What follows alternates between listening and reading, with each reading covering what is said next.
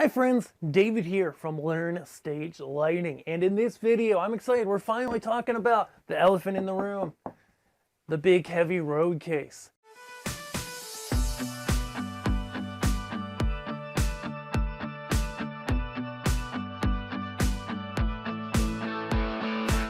This month, so far, we've been talking about different ways to protect your gear, starting with the simplest, starting with the lightest duty, the bags, then we went into some other great options, and you can check out the full playlist. We'll make sure to link to it below, okay, about all those different options. But today, we are talking about the mighty road case, okay? I like road cases.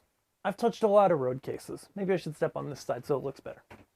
I've touched a lot of road cases. I've used a lot of road cases. Road cases are, kind of family to me, right? They're a big part of my life, okay? As I mentioned previously, they can be heavy. If they're on wheels, you go, that's not a big deal, except how do you get them into your vehicle? Do you have a ramp into your truck or trailer? How do you get them into your venues? Do your venues have paths that don't involve any stairs, right? Because even one stair with a wheeled road case that's heavy, by the time you lift that, I mean, you're putting strain on your back. It's not fun, okay? So that's the kind of thing we think about when we talk about road cases. Road cases are ideal for those folks that are harder on their gear. You do a lot of shows, you have wheels all the way into the building, okay, and all the way back into your trailer. You got a lift gate, you got a truck ramp, you got a forklift, right? And that's when it becomes ideal. It's going to be the best protection ultimately, but it's also the heaviest. So what do you look for when you're buying a road case? What do you think about when you're buying a case? And that's what I want to spend the bulk of this time on.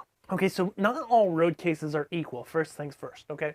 So this one, for example, is for a console. It's a old, if you recognize it, if you're from the industry, this is a Christie Lights case for a Martin M2 Go, basically an Onyx NX Wing. And it's a great case. Lifts up, has a hinge on the back. Some cases have hinges, some don't. Foam inside.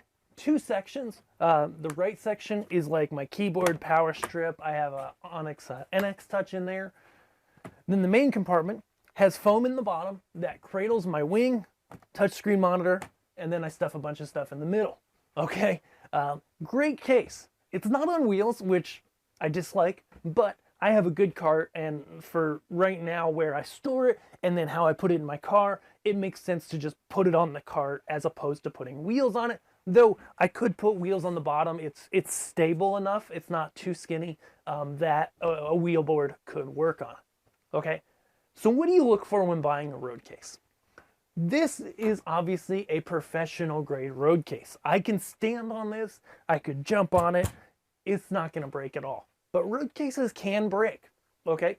So the first thing you want to think about is, do you want wheels or not? Okay, does it make sense to have wheels? Smaller cases may not need wheels, and then you can stack them, right? Like rack cases and stuff. You can stack them in your vehicle much easier. Things that have wheels, you can potentially stack them with the wheels up, wheels to the sky, as we say, or wheels back, okay? Wheels to the back. But you got to think about, how's your gear sitting and protected when it's in that position in the truck? Is that a safe way to transport that gear? Most often, I don't like putting moving lights sideways. They want to be either, up or wheels to the sky down in their case, okay? But every case is different. You got to think about how it's sitting in there. Considerations for a case, okay? First things first, thickness, okay? Cases are made out of plywood. The best plywood that's good to use is called Baltic birch, okay? It is a great wood. I've actually got some up there. But it is basically a plywood that's very dense. It has a lot of layers to it, which promote rigidity. And the outer layers are structural. It's not a veneer. Like you go to the home center, you go to Lowe's, Home Depot, wherever, and you buy their birch. It's a birch veneer on a thinner plywood in the middle. It doesn't have as much strength. Baltic birch. Okay, this case is probably birch. Okay, then they put a plastic laminate on top of it. Metal on the corners, etc. So thickness matters. Okay, this one is probably approaching 3/4. It's not a full 3/4 case because it's smaller, but feeling the wood squishing in here, it feels like it's a little bit more than a 1/2 inch. It might be 5/8. You can find cases that have 1/4 inch plywood, 3/8, 1/2 inch. Ultimately, it's a guessing game a little bit as to what you need. Like 3/8, like there's a company called EWI, Audiopile.net. I have nothing to do with them, but they make good cases. I think most of them are 3/8, and they would be what I call like a medium duty case.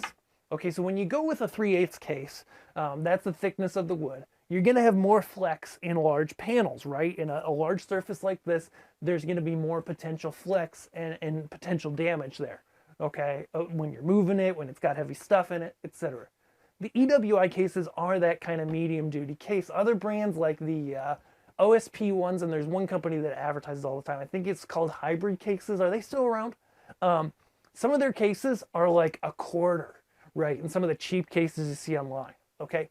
A 1/4 inch plywood, especially if it's like kind of cheapish plywood, it's not gonna last like a super long time, unless it's a super small case, right? And so you gotta think about that, okay?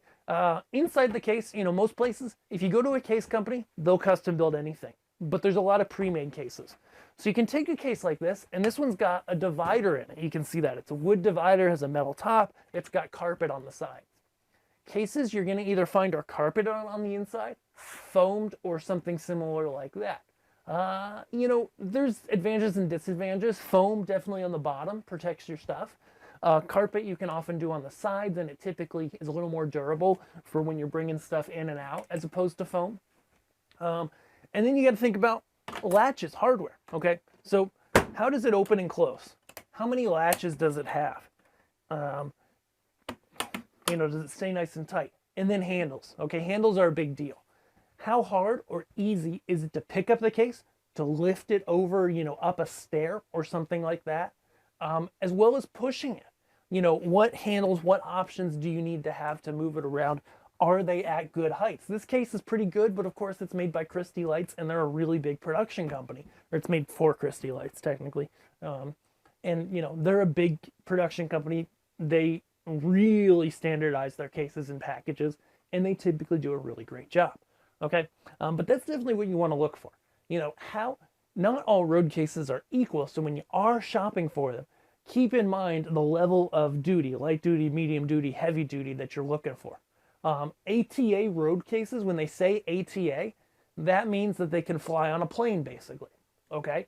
It can be checked as basically checked baggage on a plane. Of course, it might be oversized, overweight, there may be fees, but physically it can withstand that abuse, which is sometimes the worst stuff because there's all those conveyor belts and, it's not just rolling in and out of a truck, okay?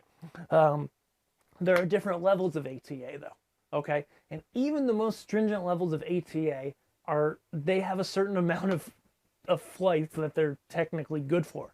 You can look up the spec online. But the really light duty stuff, if you try to check that on a plane, you're gonna get a couple rides out of it, a couple plane rides. The heavy duty stuff, you'll get a long time out of it, okay? So you really wanna get the level of duty that is appropriate for your needs, because heavier duty stuff weighs more, right? But it also lasts longer. I mean, a good case, like this case right here, this is a good case. And when I worked at a production company, we had a bunch of good cases around. Some of them were probably 30 years old, seriously. Like, if I was working there 2015, that puts that to 85? No. Yeah, some of them may literally have been that old. When I first started in this industry, actually, I worked for a small lighting company. They had what they called the Elvis case. It had come from Clare Brothers, which is one of the earliest touring companies, and they claimed, at least, that this case had toured with Elvis, with cable in it. It was a wooden case, no laminate, but it was built well, it was built to last, and, they had kept up replacing broken latches and stuff, and a well-built road case can truly last that long. So, I know that's a lot of information, but if you're in the market for a road case, if you're looking to protect your gear that way, I hope this has been helpful to help you figure out what's best for you. If you're trying to figure out what gear's best for you, or you want just a personalized price on something you've seen, head over to LearnStageLightingGear.com. We can get you a lot of different options in lighting gear, make recommendations, and then get you that personalized price so you can get the gear you need. We're here to help. We'd love to have your business. If you're buying gear, you need a dealer, and if you don't have somebody you already work with, let us shoot you that quote. head over to learnstagelightinggear.com. Go ahead and do that, and we'll see you guys in the next video, as long as you're subscribed. Thanks.